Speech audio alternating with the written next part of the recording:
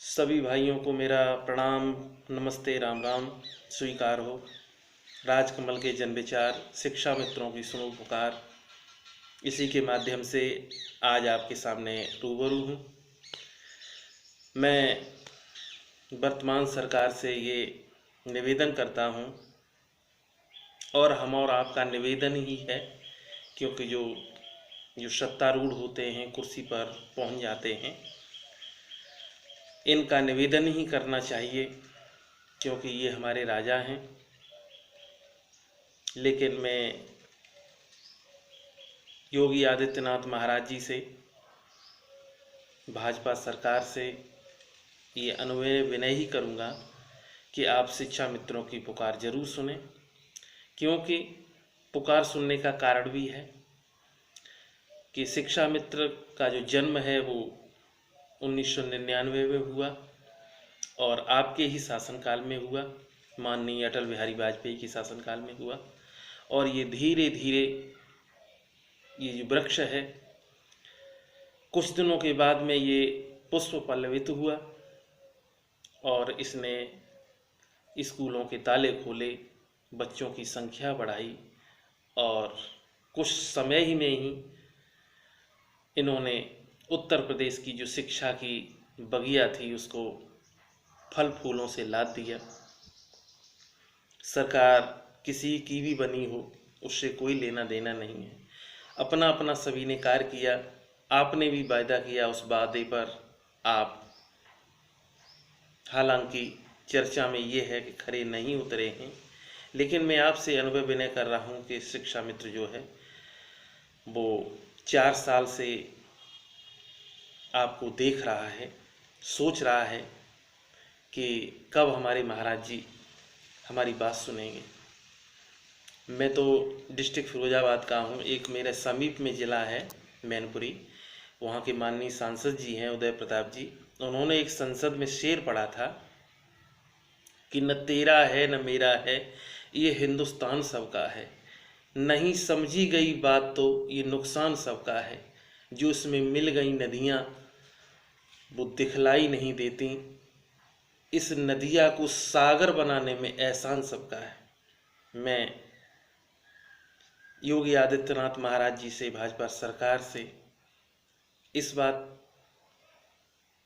का अनुनय विनय ही करूँगा कि इस बगिया को बनाने में शिक्षा मित्रों ने अपने जवानी के 20 वर्ष खपाए हैं।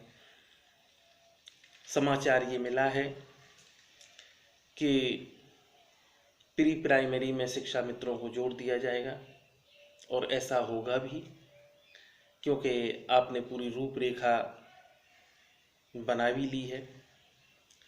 और अगर जोड़ा जाएगा तो ये कहाँ रहेंगे, आंगनबाड़ी में पढ़ाएंगे या प्राइमरी में रहेंगे, क्या होगा, इसको आप उजागर कीजिए।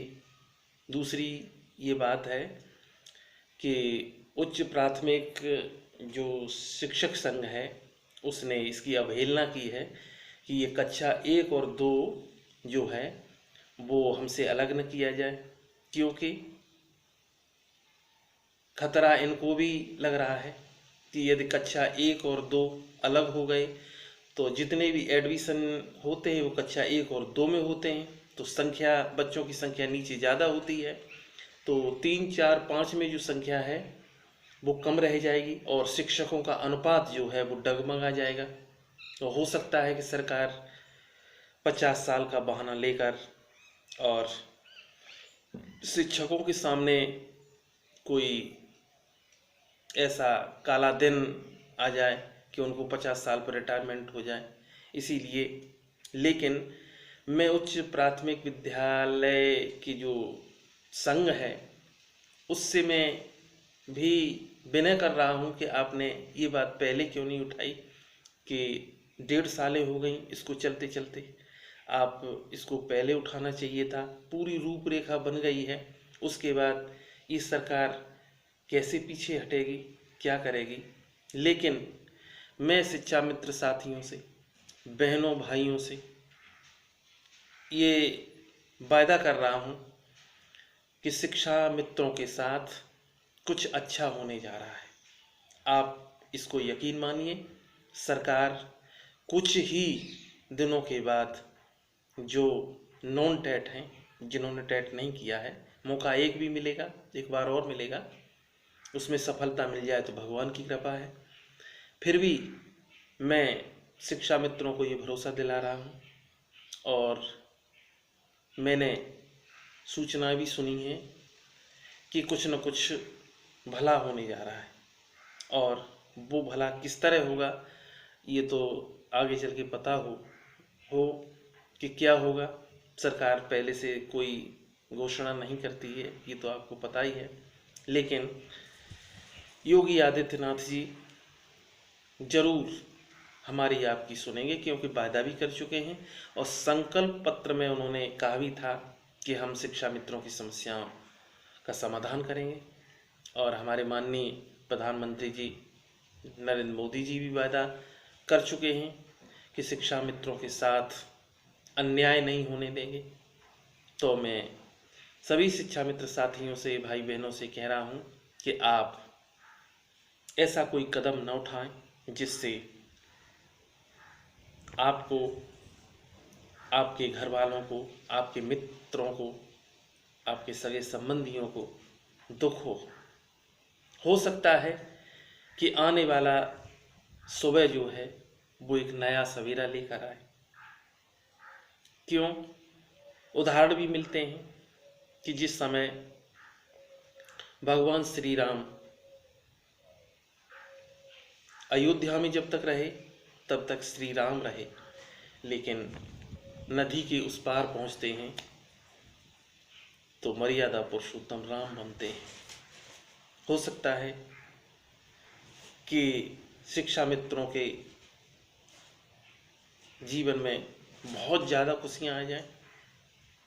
मैं आपसे एक ही विनय कर रहा हूँ कि आप अपने जीवन से कोई खिलवाड़ न करें, स्कूल में पढ़ाएं।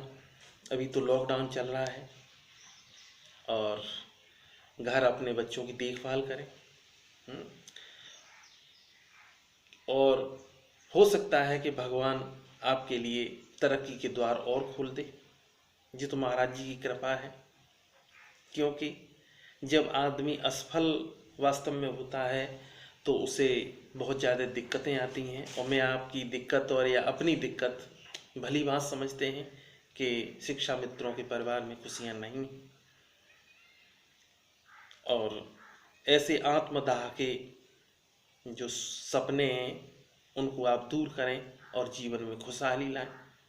क्योंकि एक बार एक आपको थोड़ी सी कहानी है कि माननीय अब्दुल कलाम जी एक बार एनडीए का टेस्ट देने उत्तराखंड गए, हरिद्वार में ऋषिकेश के पास एनडीए का टेस्ट था उनका। तो घर से वो अपनी बड़ी बहन के पास से रुपए लेके गए थे, और उन बड़ी बहन ने उनको रुपए जो दिए थे अपने गहने बेच कर दिए थे कि लो बेटा अपना एनडीए का टेस्ट देना। लेकिन ये क्या हुआ कि माननीय कलाम साहब जब पढ़ने के बाद में और जब ऋषिकेश टेस्ट देने गए तो वो असफल हो गए। अब उधर से इतना पैसा नहीं था उनके पास जो अपने घर आते, तो उन्होंने अपना मन बना लिया कि मुझे आत्महत्या करनी है। और वो ऋषिकेश जो लक्ष्मण झूला है उसी के पास में एक स्वामी शिवानंद जी का आश्रम है, और उनके पीछे ही पहले पहाड़ियाँ थी वहाँ पे बहुत, तो वो एक पहाड़ी पे चढ़ गए। अनायास ईश्वर की ऐसी कृपा थी कि स्वामी शिवानंद जी उस पहाड़ी पर टहलने गए, और वहाँ पर माननीय अब्दुल कलाम खुदकुशी करने के लिए एक क्षण और हो जाता, तब तक स्वामी जी ने पीछे से आवाज़ लगाई, अरे भाई क्या कर रहे हो, अरे भाई क्या कर रहे हो। कलाम जी ने जब पीछे देखा तो एक हिंदू सन्यासी पीछे खड़ा था। कहा कि स्वामी जी मैं बहुत व्यथित हूँ, मैं बहुत परेशान हूँ, मैंने बहुत मेहनत की है लेकिन मैं असफल हो रहा हूँ, अब मैंने बड़ी बहन के गहने बेच दिए हैं, अब मैं अपना मुंह कैसे दिखाऊंगा घर जाके, इसीलिए मैं आप मुझसे कुछ ना कहे, मैं आत्महत्या करने जा रहा हूँ। स्वामी जी ने आगे जाकर उनका हाथ पकड़ा और कहा कि बेटा, हो सकता है कि ईश्वर ने तुम्हें कुछ और उच्च काम करने के लिए भेजा हो। और खुद स्वामी शिवानंद ने हाथ पकड़कर कलाम साहब को गले लगाया और कहा कि बेटा, आज रात मेरे आश्रम में रुको, सुबह आप जाना तो मैं तुम्हें किराए के रुपए दूंगा। स्वामी शिवानंद ने माननीय अब्दुल कलाम को सुबह किराए के रुपए दिए और उन्होंने भोजन भी बांध दिया। और कलाम साहब जो थे वो पीछे लौटे, अपने घर सकुशल पहुंचे।